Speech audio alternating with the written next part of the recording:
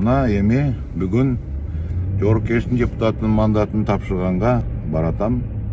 Мени кубандырганы үй бүлөм дагы бул чечимимди туура кабыл алып, мени колдоп атканы болуп атат.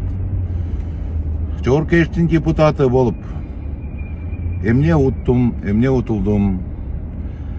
Тыйын жагына келгенде, албетте уттурдум. Анткени депутат болуш үчүн негизинен бир $300,000 жакын акчаны сарптадым десем болот. Ал ошол депутат болуп аткандагы фондко жардам катары, ошол депутатта жүргөндө келип элге убада берген нерселерди куруш керек болду, жасаш керек болду, башка чыгымдар болду.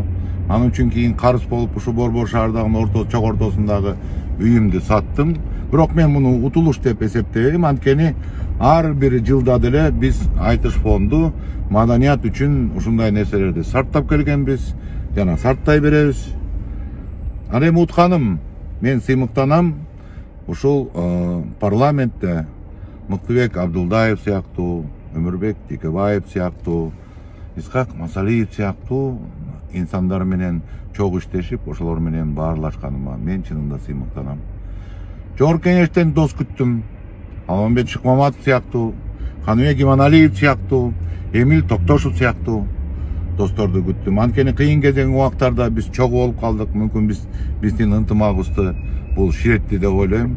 Ошол ынтымак кийин чоң бир жакшы нерсеге айланат деген үмүтүм бар. Саясатка келесиңби кайта деген суроого? Мүмкүн. Бирок саясатка башкача жол менен келиш керек экен. Саясатта сенин жаныңда сатпаган бир идеяда жылт этип кызмат көрүнсө, чуркап башка жака кетип калбаган, дайыма бир болуп, бир чогуу чечим жасаган топ түзүлсө, анда чынында Кыргызстандын саясаты оңолот.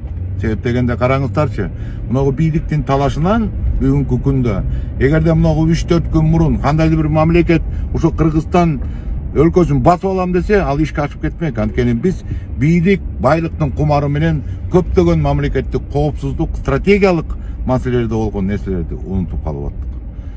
Ошон үчүн азыркы жол деги эле шайлоо системасын, менин оюмча, деги эле сот системасын түп тамырынан берип карап чыгыш керек.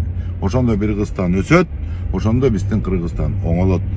Ал дагы эле барып, ошо ар намыс авир деген нерсеге такалат. Бул мандатымды тапшырып аткан себебимди көпүстөрүңүздөр билесиздер. Боршайком мына чечим чыгарыптыр. Эгерде Атамекен фракциясынын кандайдыр бир депутаты, кайсы бир депутаты ордун бошотуп берсе, анда Өмүрбек Чиркеевди депутат кылып шайлайбыз деп.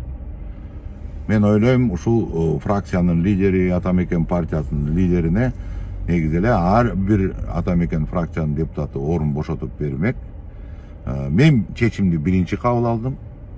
Ан үчүн эч бир кейбейм. Себеп дегенде бүгүнкү биздин татаал мезгилде Өмүрбек Черкешевке окшогон тазыккан тажрыйбалуу саясатчыны кайта оюн таласына кайтарыш керек деген ойдомун. Ошондо ал киши мыйзамдуулукка, легитимдүүлүккө жана башка биздин мамлекетти стабилизация кыла турган нерселерге чоң салымын кошот деп ишенем. Görüşkünce.